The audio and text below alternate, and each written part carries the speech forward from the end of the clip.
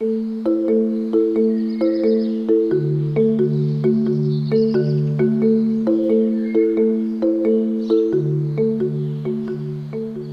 the west side of London, hidden among the trees and beneath the flight path of the UK's busiest airport, is Cosa Falconry. Some of you may be familiar with Cosa. It's home to hawks, owls, and one particular mischievous corvid named Loki T. Raven. Today I'm meeting with Nola James, a writer from New York City whose latest book tells the story of a raven who can shapeshift. She's travelled across the Atlantic to learn about these remarkable birds and to meet the glossy boy himself. But before we dive into Loki's world, I wanted to give Nola a taste of the wider art of falconry, the traditions, the skills, and the bond between bird and human that has been practiced around the world for nearly 5 millennia. Bop, bop. Okay. So we're going to go over to here. So, have either of you flown a bird before? No. Christina, yeah. Oh, What kind of birds Christina. have you flown? Owl. Owl. Christina, and Nola, I'm going to give one of these each. These go on your left hand. Most falconers, me included, are right-handed. Okay, and we need to do lots of knots with our most dexterous hands. So this for you is just, you're going to basically be a nice perch, and you're going to imagine you've got a glass of water. You're going to keep it like that, and I'm going to be putting, unfortunately, some meat on there, okay? I'm a vegetarian, as you know. Yes. So I'm going to be handling the raw meat, okay? Because that's all the only thing they can eat, okay? Okay. Right, Now, so is this the glove that Loki didn't like? No, this one's okay. The one he didn't like, that I'll see if I've still got it, because it's in not a great condition anymore, to say the least. This is the old green glove in question, a relic we like to keep around as a strong reminder of Loki's turbulent past, a time when he was harder to handle and much harder to trust. Anyway, back to our mystery box. As I fasten the leash to my glove for safety, Nola asks, why the box? So they're much calmer in here. Right. Because a lot of them are quite sensitive to audio and to light. Okay, so here she Oh, is. how beautiful. Now, what is her name? So this is Dizzy, Dizzy. and I've had her since she was born. Like that. Is she a barner? She is a barner, absolutely. Yep. I've seen them in the wild. So you can tell she's a female because she's got these lovely little spots on her front. Oh. The boys are completely plain on the front, and that's how you can sex them. It's quite difficult because at an eye glance they do look very similar in size, but the females are always in birds of prey much bigger. And we call this sexual dimorphism. It's worth mentioning that actually not all females are bigger in birds of prey. Reverse sexual dimorphism is incredibly common, but you can find males bigger than the females. For example, take Squeak here, our burrowing owl. What a lovely little chap. And we always fly to the back of the hand just in case. Oh, that's so beautiful. What a fantastic experience to have this amazing animal. She is a on your superstar. hand. She's been in TV and films. Owl fans, you may not want to hear the next part. I don't know if you know this, Nola, but owls are not smart. Right. Okay. Unfortunately, it is a bit of a fable that they are. Wise. They are, yes, and you can thank the Greek goddess Athena for that, Athena, because she was often depicted with an owl on her shoulder. So by proxy, they are supposed to be wise and smart. And I'm not sure about the whole war thing, because I know Athena was quite keen on war as well. But that's why they get that moniker of being wise. But it couldn't be any further from the truth, because their heads are so small. Her skull is only about that big. Wow. And inside her skull are these two giant eyes. Okay, they're huge. To give you a comparison, if we had eyes to the same scale, we would have our eyes would be the size of oranges. Wow. Like they've evolved not to be smart, but they've evolved to have evolutionary traits like their hearing is incredibly accurate. So because they're completely long-sighted, they're almost completely blind up close. Like we're just a blur. So the way their hearing works is their ear holes are asymmetrical. There's one at the top and one at the bottom. And the time it takes for the sound to enter and hit the middle, they can triangulate where their prey is on the floor to be celebrated. So if you want to have a little stroke down the back.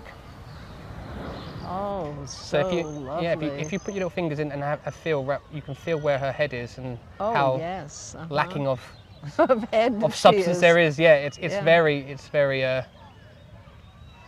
Oh, isn't she loved? What a lovely. This is one of the biggest kind of misconceptions that we have to deal with every day, is that we fantasize that the wild is a utopia where animals live in harmony and everything is really wonderful, but the reality is completely the opposite. Right. And it's our job to make captivity equal, or if not better, than the wild. Okay, so if you've got more intelligent animals like falcons and ravens, they've got the choice. Right. All these birds have a choice every single day to come back or not.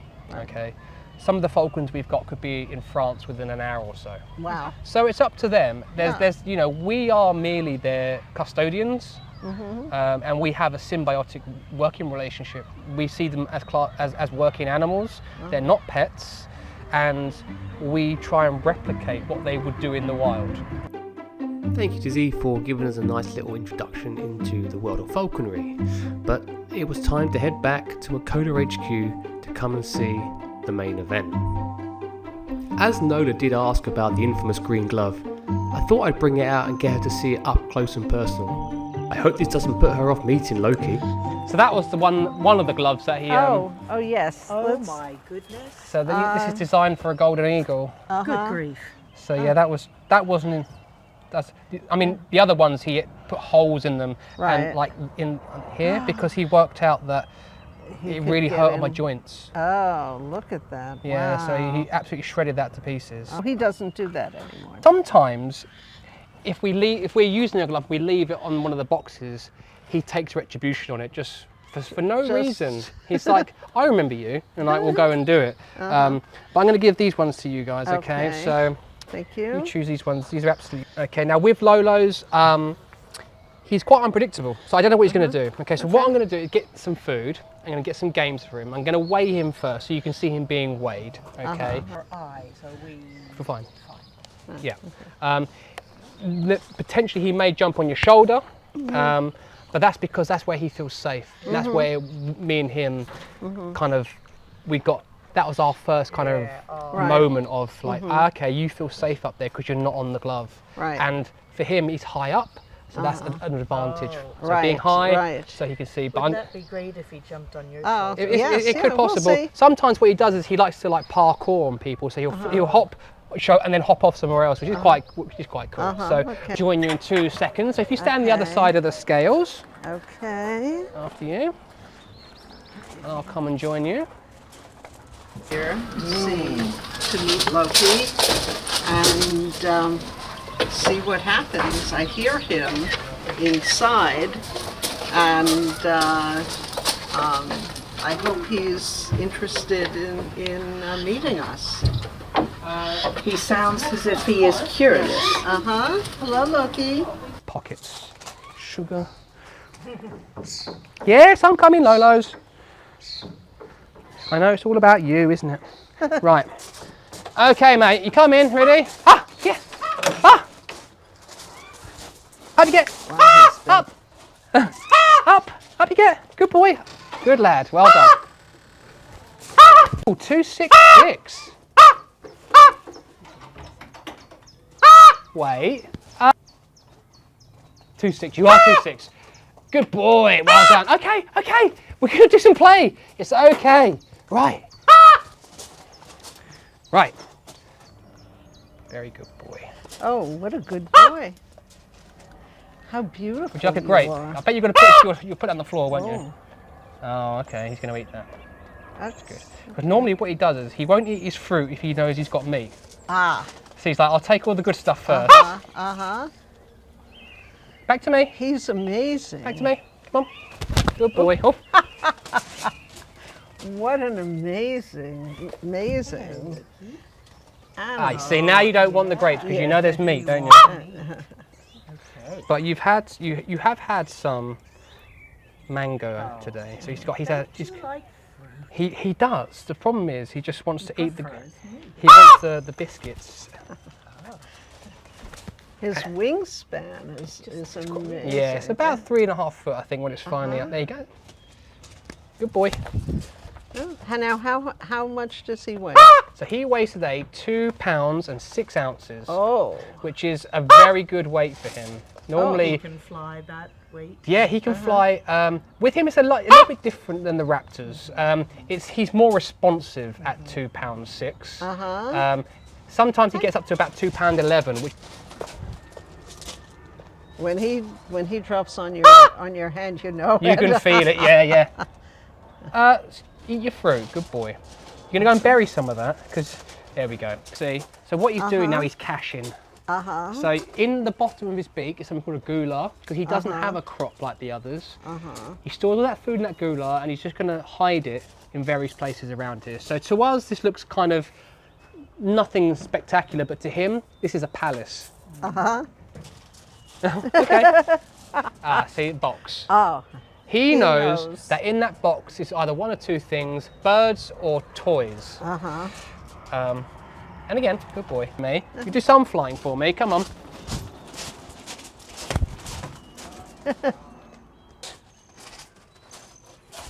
What's this? Oh, thank you, now I've got to clean that up. There, good boy. Whoa, what is this attitude? What is this attitude?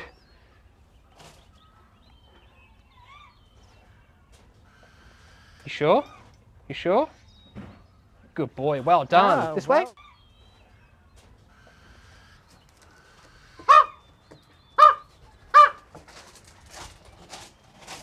See if I can get another bit of a flight for you, Nola. Okay, so you pop your hand up towards me.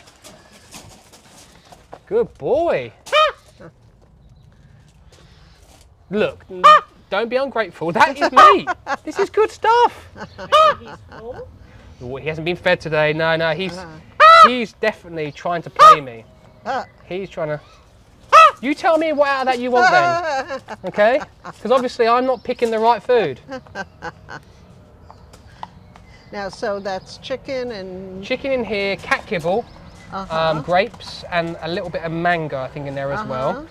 And he gets food throughout the day, and the different keepers will go in and play with him and just give him little bits and pieces.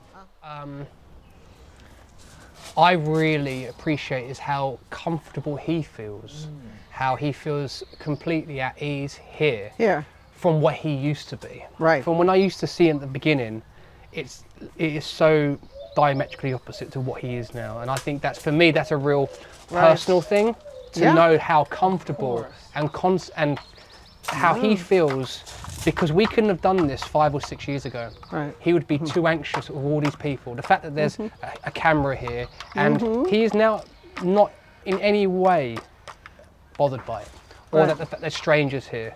Oh, look at this! How he plays with. He knows to find the food. Yeah, and he knows that there are deliberately places I don't put them. So he doesn't even check those ones anymore. So that's part of him. His pattern recognition and his intelligence and remembering, Right. Yeah, so these guys, you know, much like elephants, they can remember a long time. Their memory is very good. Their identification is very good. So they can distinguish another raven or corvid by facial recognition up to a kilometre away in the sky. Which is, you know, again, part of the reason why these birds need to be celebrated in such a way, is because they are so evolutionarily well adapted, but they're just kind of not as exotic looking as a lot of animals, so they don't necessarily get the cred that they deserve. And again, for me, a lot of the time is we're used to talking about intelligence, and most of us, the laymen, are familiar with corvids being smart. But it's how you measure intelligence and what your definition of intelligence is, because yes, he's very good at practical solving, like he's got that little tube there, and I put food in the tube and he has to get a stick and get it out, which is very good practical problem solving.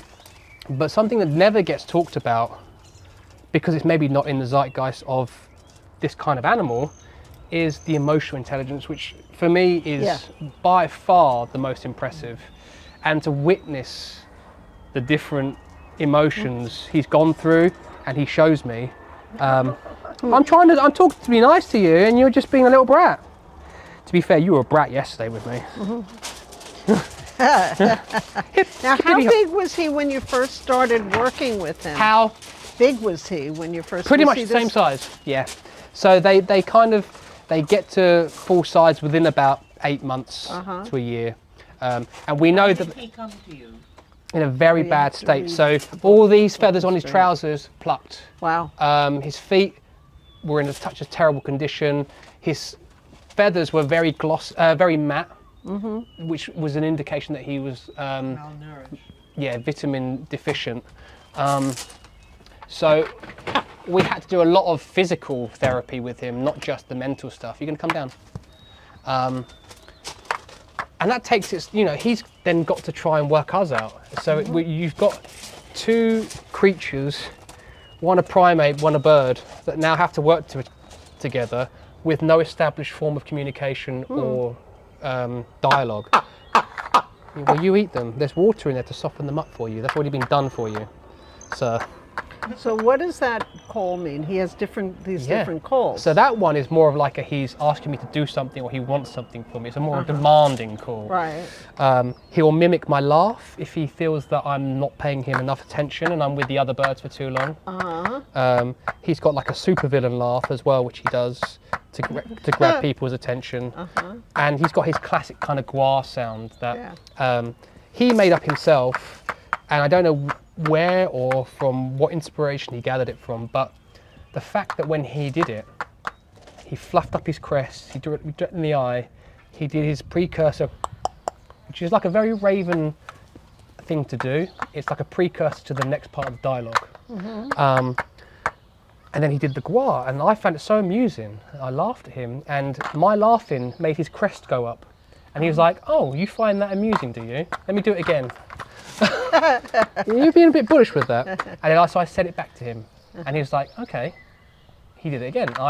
We had a back and forth, and that was kind of a way for us to establish a form of communication. So he was going to do that from there on in if he wanted to play. If he was interested in playing, he would do these things. So I would know, okay, you're in a curious mood, we can play now. Whereas if he didn't do that, I could look at the body language and say, okay, you want to be left alone, and that's absolutely fine. So that really helped me work out what he was feeling in certain times. He does have calls when he's upset, agitated, very shrieking like, and very natural to a wild raven. So there's that kind of instinct to revert back to kind of a natural wild call. When he sees a wild raven go over, he cronks like a wild raven. When he sees us, he laughs like a human. So he's very aware of the difference. What do we say about talking with your mouth full? Eh? Hawa. So I know he's in a kind of a very playful mood with the crest up, and the fact that he's getting really close to me. In the early days, it was very intimidating, obviously, because you've got a toddler with a machete on the side of their face, which can do a lot of damage, but at the same time, he can be very deft with it. And that was that kind of juxtaposition of the brute force, i.e. the glove and my walking boots, took a lot of punishment, to the fact that he can open my hands, finger by finger, but very gently if he wants to. And it's kind of like, I guess when you get like with big gorillas and primates, they've got either smash mode or they've got super delicate. They don't have that in between. I mean, he does. He'll do little things like wipe his beak on people, which is a sign, which is a nice sign. It's kind of a bit disgusting, but in his language, I understand where he's going with it and why. And what he used to like to do, we've just literally moved. We've moved them. So Knox, the other raven over there, he used to be next door, and what he would do is he would stuff food in there for him. So little gifts for them. Interesting. And through the wall, Loki has taught Knox all of Loki's own vocalizations. Oh, so why did you separate them? We've done it because Knox has got a real kind of anxiety issue at the moment, and we're thinking that him being this side, seeing out, is exacerbated it. So what happened was we got Knox from a chick, we reared him, and he was free flying in the arena. Then all of a sudden, in the early parts of his training, a child ran at him through the barriers, ran at him, and he got terrified and he flew off for about 2 miles. Wow. And it took me a couple of days to find him. And when I did find him, the way I found him, he had GPS, but sometimes in the woods, the signal can bounce around because of the trees. The way I found it is I could hear a huge mob of magpies circling over. I was like, I bet you that's where he is, because they won't tolerate another corvid. And when I got down that part of the woods, I was looking around and then he just flew at me. Didn't even see him. I grabbed him and his legs were all cut up. He had cuts on his eyes, all on his head, feathers pulled out. So basically that night he spent out was, this is the realities of the wild. This is the wild. And then when we brought him back, he didn't want to come out. Ah. And we've been thinking, what is it about this doorway? Why is he not wanting to come out? And we think because he can see all the magpies outside, he's frightened. So we've popped him over there. So he's away from the stimulus of the people, he's away from stuff, and he's a smaller aviary, so we can be a bit more intimate with him and try and calm that down. So I've just done a post on it, and he's super aggressive with me. Really not, he doesn't like me at all. So every time I'd go in his aviary to clean him, he would start getting really anxious, and then he would steal my hat, throw it in the water, and then just bite me. He was more dangerous to me, not to these guys. So he's great with Emma. He would go, you know, absolutely no problem, go in there. It was me, probably because I was one of the ones that helped rear him at the beginning, and he was taking it out, and he knew that I was an easy target because I wasn't here as often. So what I've been doing in the last couple of weeks is, I was like, right, we're gonna break this, and what we're gonna do is I'm gonna introduce something new into your aviary, which he didn't like at all. So I put a fishing chair in there, and I was like, right, I'm gonna leave that in there for half an hour. He was flying backwards and forwards, really stressed about it. And it's like, well, you're gonna have to get over it. So after about 45 minutes, he calmed down. It's like, okay, right. So the chair you found out is not a threat. So I sat in the chair, and he was like very offish. So I went to then try and feed him, then he started biting. So I was like, okay, I'm gonna say, right, every Tuesday I'm gonna be here, and I'm going to spend the day with him and no one else. Okay, for a day, a full day, he was like, okay, I've seen it. And then I went up to him and I was like, watch, press the key, you get the food. And then that took about a day and a half just for him to even want to do it. Now, as soon as I go in the xylophone, different body language. It's like, oh, okay, I know what to do. And he steps up on his log ready and I take it out. Music. Yes, I get that out and I say, watch. Orange key, and he hits the orange key, he gets the food. And that's within like a month of intensive training. We've got, you worried about what other people are doing, aren't you? Then you worry about what they're doing. So, and this is what goes back to what I was saying earlier about the patience. It's, you've got, and I kind of said to myself, I remember talking to SJ about, it's like, we're gonna have to do this again, you know, but this time at least we have some knowledge to fall back on. We're not going as completely intrepid as before, you know, so we can mitigate the risks of people getting hurt, and we can be more direct with how we're going to try and treat this. So the first thing was to get him out, get him in there, and now while he's in there, I can work with him much more intensely. And with him, it's little and often, just, you know, always end on a positive, because after a while, because he's still quite young, he's coming up to 2.5, there is that petulance in there. And because he's a raven, it comes with the territory, right? Right. So, you know, after being really good, he will just snap and bite me for no reason. He did it the other day, he cut me open the other day for no reason. And it's like, okay, that's where we stop. And I go out, I take all the toys, I take all the good things out of his aviary, I pick up all his trinkets, say, no, you can't have them. And I'll go back in about half an hour later, and you can see in the body language where this is gonna go. So if I can tell, no, you still look like you're going to do some damage, we go back out. And we keep doing this until we think, right, Safe. we've got a reset. Then we'll do the training again, and I'll call it short. As long as he performs in the safe way, then we can it. It's like, okay, we leave it on that, it's good. So the last thing he remembers of me is something positive. Right. None of this biting, okay, because you're better than that, okay? Right? Now, how old is he? He is 13. Wow. So I've had him just over a year when we got him. We knew he was a mature adult because when they're juveniles, the inside of their mouths are pink. And they got pink tongues. You trying to steal from me? trying to steal from me. Are they a different species from the crows, the jackdaws, and Yeah. the rooks? So they're part of the same family, the Corvidae family, but they are completely their own species. So his Latin is Corvus corax, okay, which is basically king of the crows. You've got magpies, they're pika pika, but they are still part of the Corvidae family. Mr. T. Raven, what are we doing here? You are How will this affect Knox? I don't know, actually. You might get Knox come up to the window to see what's going on. Up you get. Up. Don't you grunt at me. 2. Again. Wow. Yes, I know you're good at this. Ready? 1 more. Pink. So some days Loki is so on it, like that. Wow. But some days he just doesn't want to. He just goes completely jazz and does his own soloing. Improv. He does improv, yeah.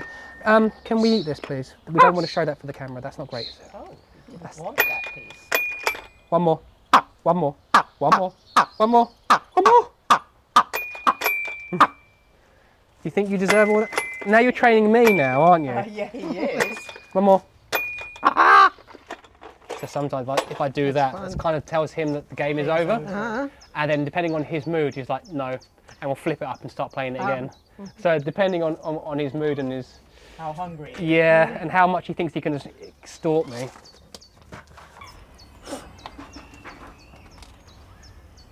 Look, are you going to eat this?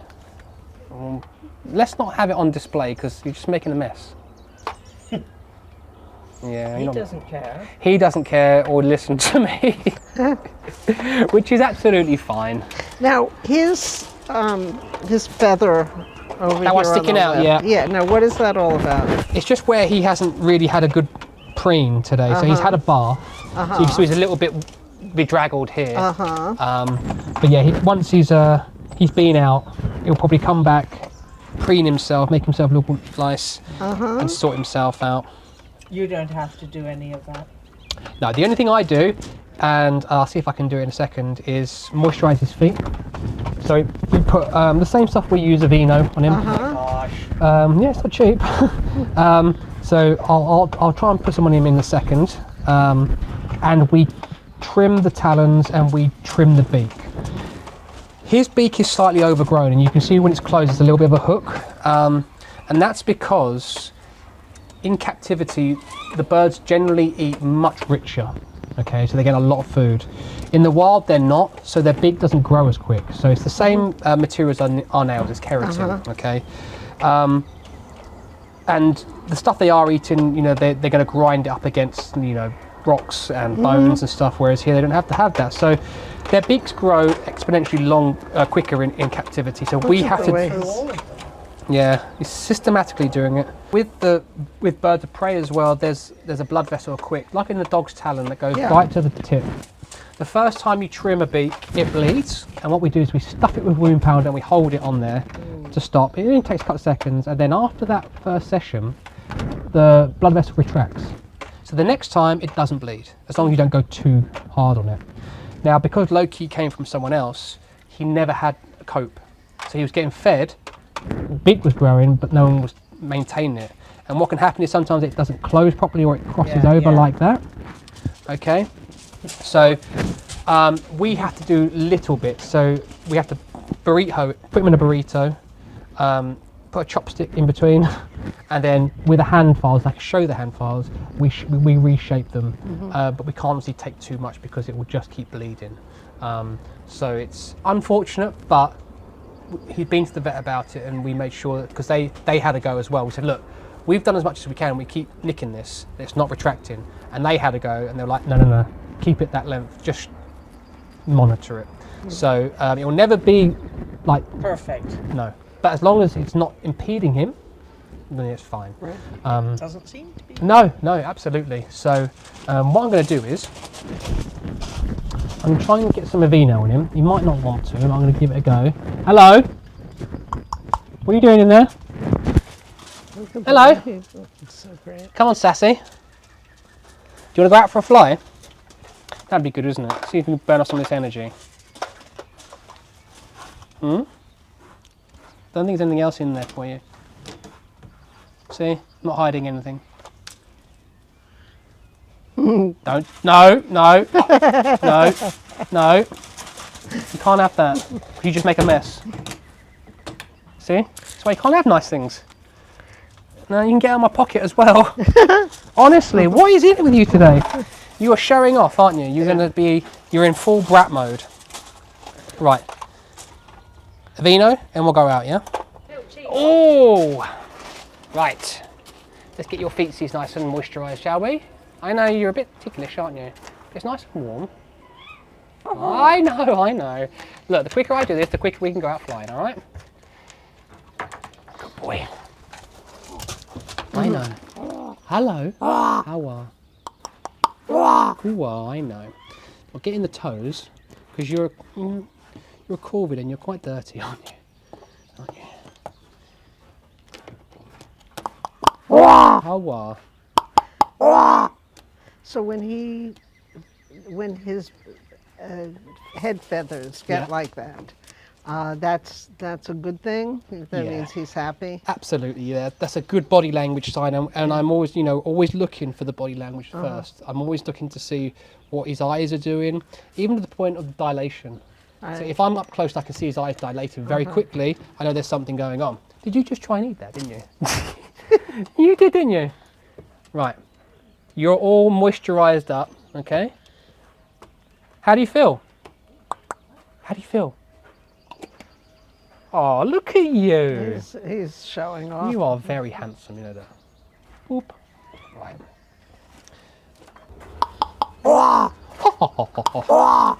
Do any other sounds today? Or are we just going to go out today? We used to play this laughing game, and it was whoever could laugh the longest would just be toing and froing. Now, are those, is that a GPS? Absolutely, yeah. So we just put that on there. It doesn't impede him at all. It weighs very little. And a lot of people online, as soon as they see this, they say, oh, he's chained. That's like, by the very nature of what we do, that doesn't make sense. And if he was chained, that's a pretty impressive train that goes through buildings and through woodlands. Yes. Now, you need to promise me you are not going to go over there and upset the crows, okay? Can you promise me that? Yeah, but I don't believe you, because you do this every single time, okay? And they were here, I know, but they were here first. Be gentle, okay? Right, come on then. Up you get. Right, let's see what you want to do, Lolos, yeah? Now, he's quite warm, so he might not want to do a lot of flying. So he might just sit on the roof. He might start pecking the branch. He likes to take all the loose branches off. But his nemesis all live over there. And what normally happens, he goes up there, he cronks, which carries a long way. And that brings them in. And then he's like, okay, I've upset them. And he stands up there and they dive bomb him. And he just stands there. Because he knows that we're here. And at any time he can just run back in here. And it's like, can you not do that? He's enjoying. He is. Privilege. And yes, it is a privilege, isn't it? Right, should we go out and see what you want to do? Yeah? Good boy. Oh, you're very chatty now, aren't you?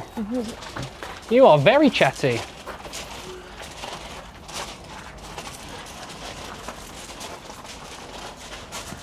Oh, he has all these great little things in here.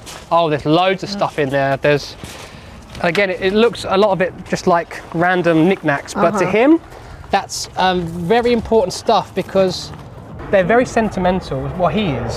So, you know, the fact that I've given him something, he thinks that's a prize. So I gave him a go-karting trophy. Okay? Oh yes, you remember, write about that in the book, yeah. And he would just walk around with it in his mouth, parading it to everybody outside. Look what I've got, because my human gave me this. Right. And then the interesting thing was, they are quite benevolent when they want to be. And he decided that he was going to break it up into small bits so I could have some of it back. But it was fractional. Right. I don't know, they're already here. Oh, yeah. Wow.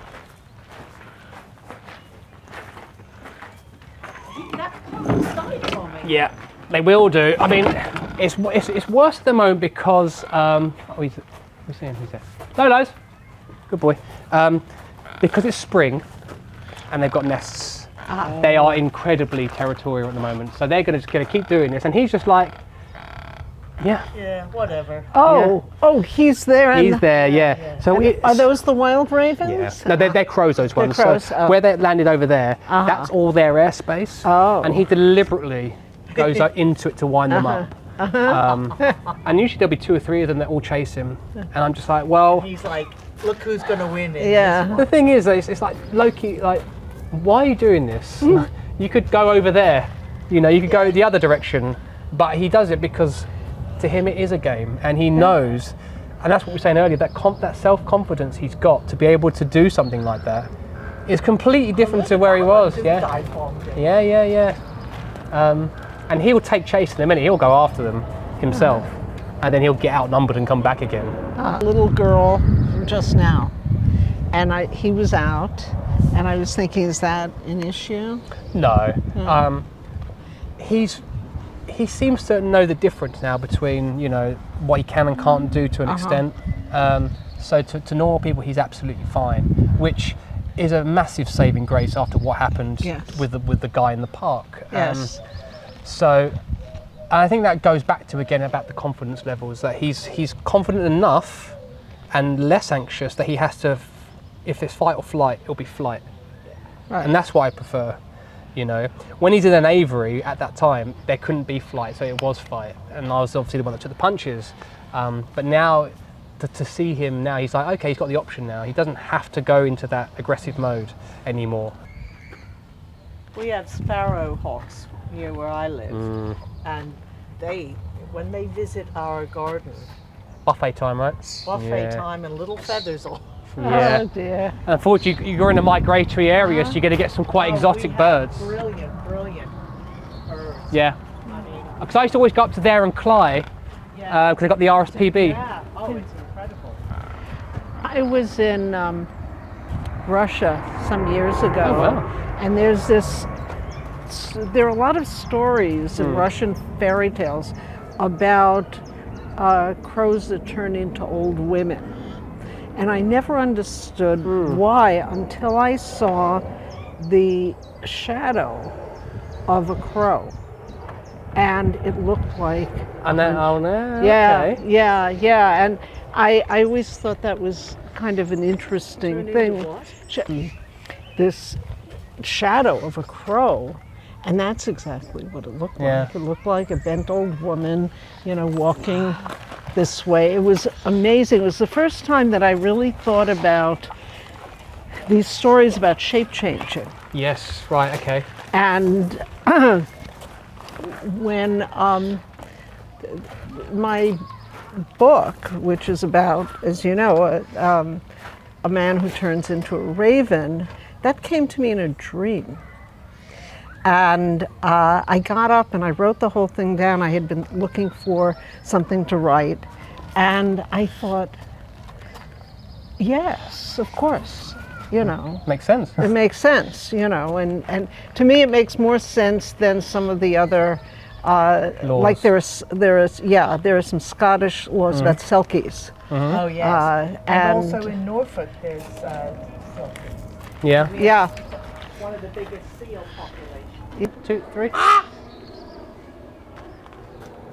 Would he take it from me? If you threw it up, Yeah. you can throw it up, yeah. Yeah. Yeah. Lolo's ready. Okay, ready? Oh, good boy. Oh, good. Wow. And then he goes, And then it's not from the right Very hand. rude, right? isn't it? That's very rude.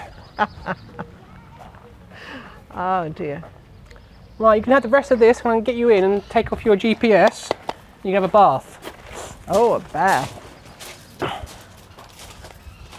Après-vous. Mon ami. Now, just gonna shout. does he drink out of there Yes. also? So Yep. he drinks out of there. And bathes in he it, yeah. bathes in it. Yeah, there we go. You can have a quick drink. Gonna get some pliers, 2 seconds. Okay. I'll be back in a minute, Lolo's, 2 seconds. Okay. Oh, yeah. This way. Good boy. Well done. Okay, you can have those. And I'll give you the rest in your coconut, okay?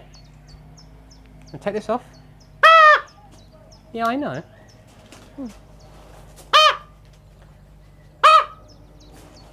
Come on.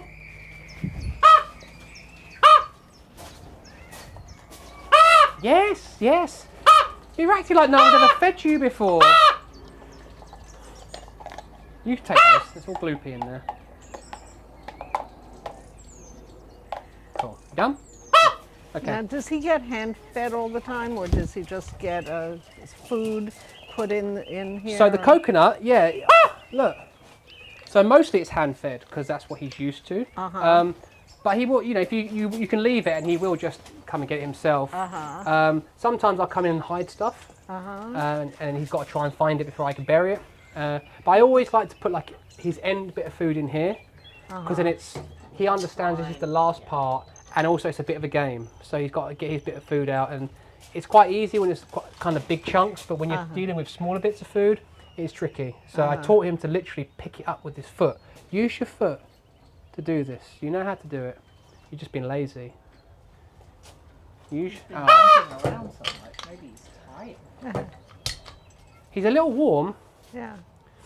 Yeah, because his beak isn't. but I know he wants the food because that is a very kind of child, very, you know, I want. That's it. Have a good drink. Have a good drink. Better? But he does get in there. It's hard to see it, but he gets right in there, dunks himself, and makes a big old splash. That will be empty later on. He will completely, if he doesn't upturn it himself. Hello. Hello. You're going to have the rest of your food, please, sir. Because I've popped you away now. That's nice to see you. Yes. Hello. Yeah, well, if you want it, it's in there. All right? What happens at night? Is there a night staff? No, as soon as it starts to go dark, they start to roost. So they naturally will just go to sleep. And he's the same, like, as soon as it starts... He's trying to get in my pocket, I know he is. Yeah, they'll just start to go to sleep. Is there security, some sort of security? Or? There is, the gates are locked, and there are CCTV all around. The only ones that are active is the tawny owl behind you, just flying there. He's a nocturnal owl, and so are Dizzy. Really, Dizzy's a nocturnal owl, but not all owls are nocturnal. And now, does he sleep? Where does he actually sleep? probably on the log or on the floor, and they stand up, and they usually do it on one leg as well. Thank you for that. If you do that, I pick you up like a chicken. Okay? Ooh, you don't like that. You don't like that because it's... I'll pick you up like a chicken. I will.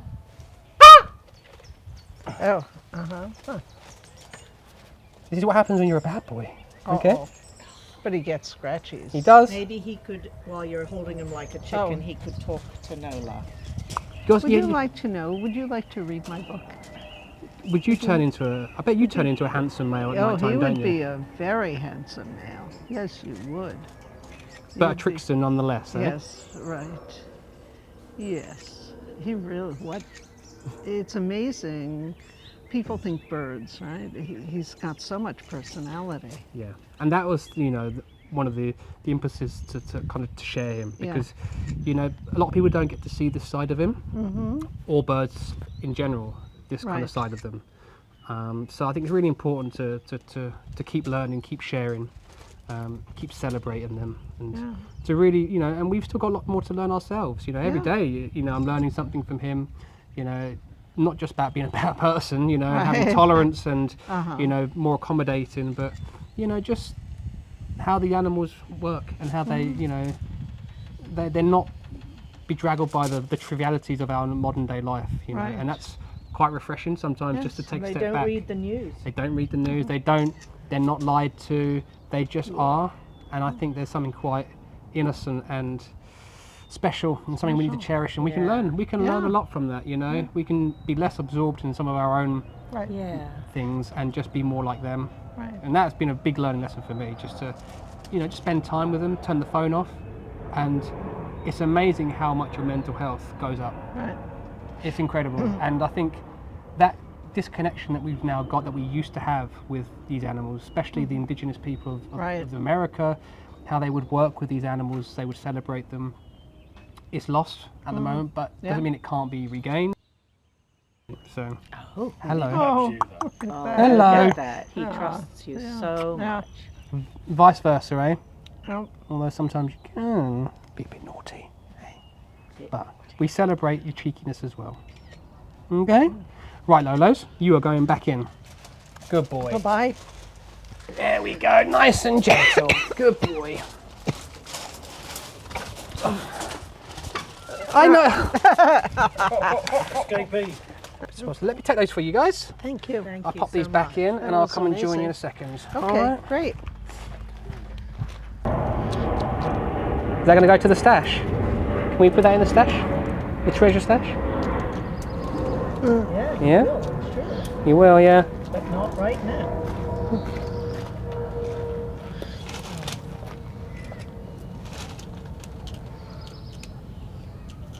We can hang it up.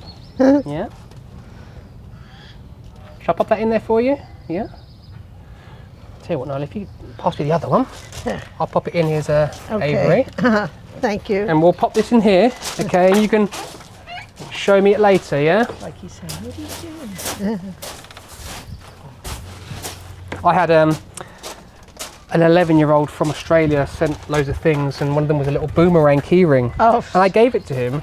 I never saw it again, and then yesterday he showed it to me, brought it to me. He's like, "Look what I've got." I was like, "Oh, I thought you didn't want that." And like, but he has a place for everything, and everything will go in its place. Right, that's very funny. So he'll find a little. Yeah. So I've left it on his log, and when I'm not there, he'll take it. He'll bury it. And then perhaps maybe next week or the next couple of days, he'll come to me with it and go, "Remember this?" I'll be like, "I remember that." Yeah. So there's definitely a method to his madness, and there's. And what about a mate? Because he's solitary. He is, but because he's imprinted, again, he sees himself partly as human. Potentially, we could get a mate for him.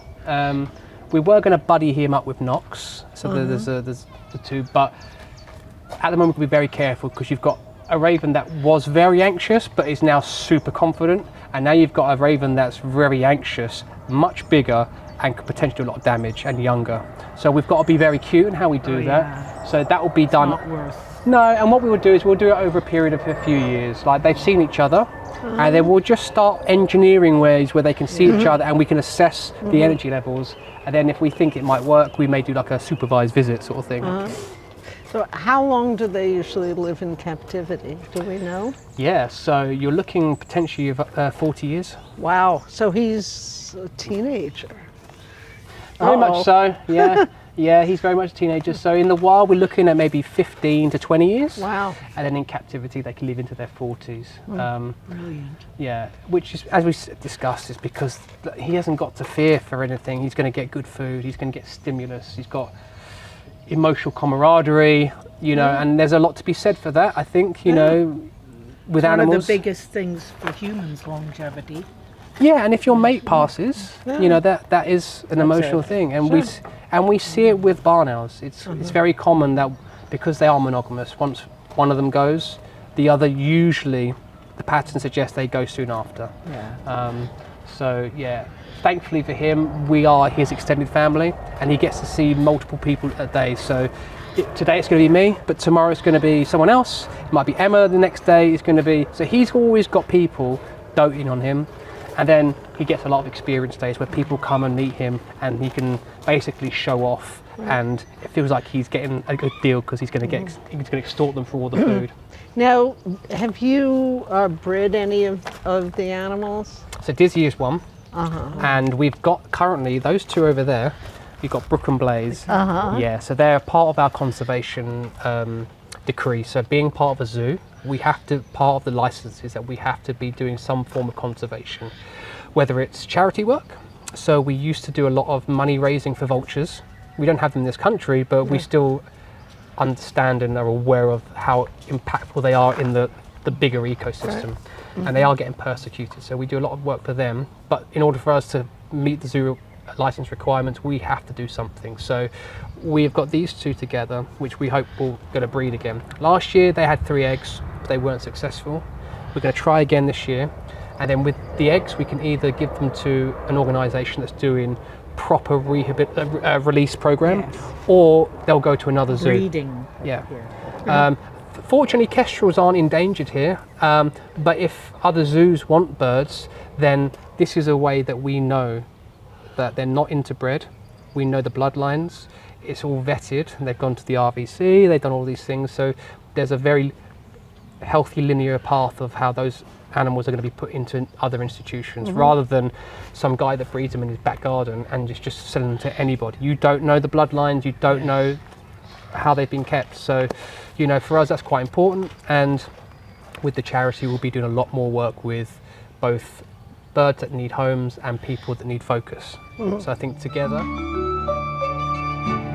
I continue to discuss with Nola and Christine the work ahead with regards to the charity and some of the aspirations we have for Coda.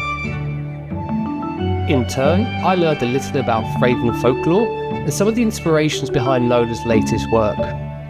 All in all, it was a great way for me to learn new tales and, of course, to show the magic of corvids up and close with another raven aficionado.